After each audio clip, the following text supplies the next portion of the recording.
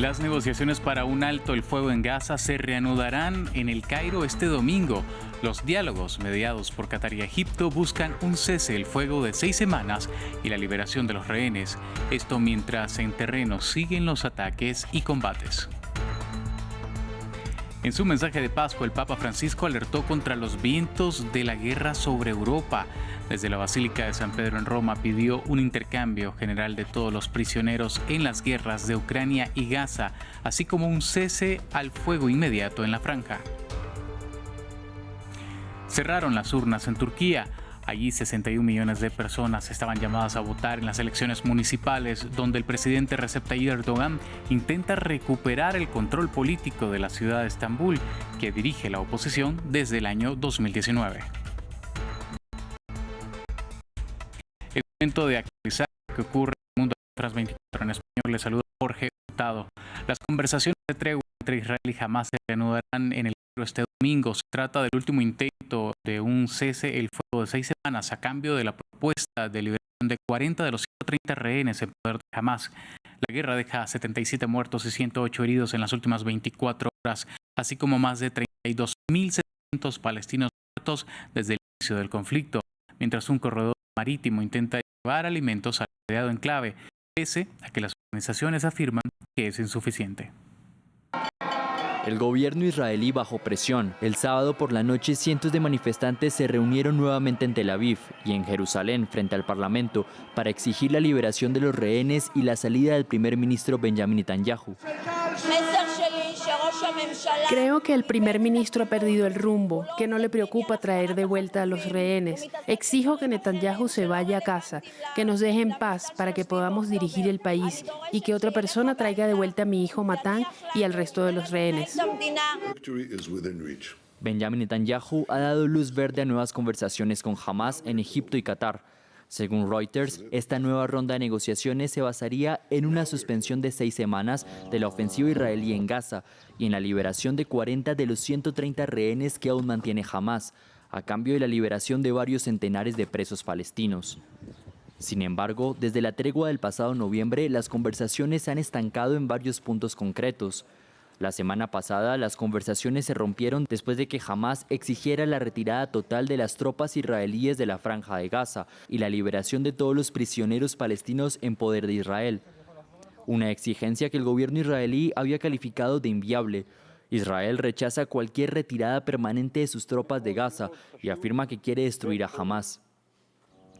Aunque las posiciones de cada parte no parecen haber cambiado desde las últimas conversaciones, los negociadores dicen que siguen siendo optimistas sobre la marcha de las conversaciones.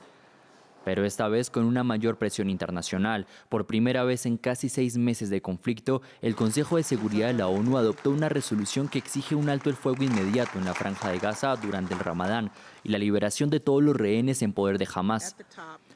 Esto supuso un revés para Israel, ya que su aliado estadounidense se abstuvo en la votación para permitir la adopción de la resolución.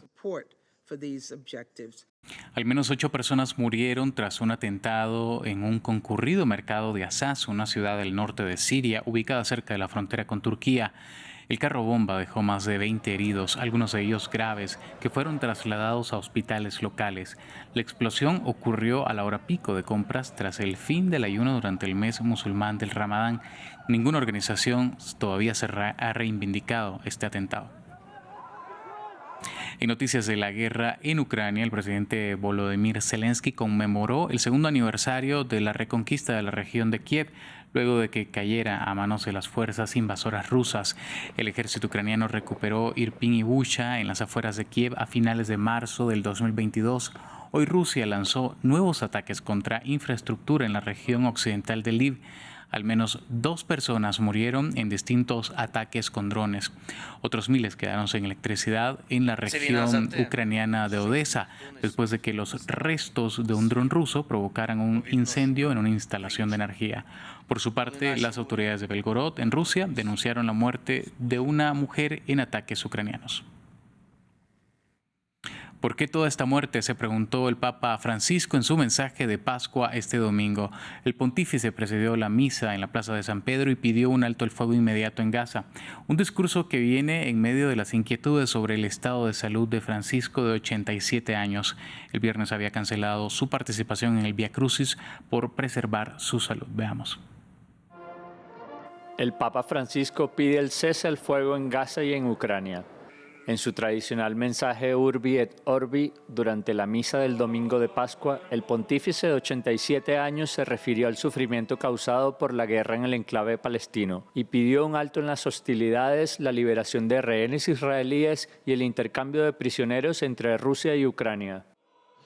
Mis pensamientos están con las víctimas de los numerosos conflictos en todo el mundo, empezando por los de Israel y Palestina y en Ucrania. Que Cristo abra un camino de paz a los pueblos desgarrados por la guerra en esas regiones. Al pedir que se respeten los principios del derecho internacional, expreso mi esperanza de que se produzca un intercambio general de todos los prisioneros entre Rusia y Ucrania. Todo por el bien de todos.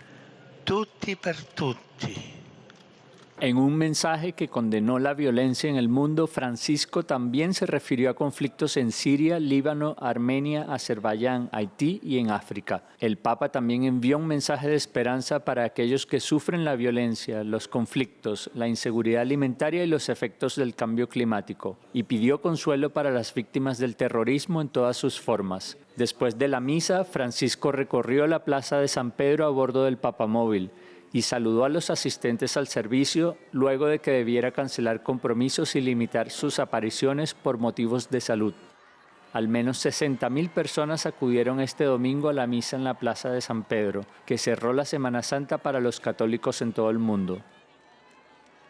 En Turquía cerraron los centros de votación. Ahí celebran elecciones locales donde serán electos alcaldes de 81 ciudades y municipios de todo el país. El presidente Recep Tayyip Erdogan emitió su voto.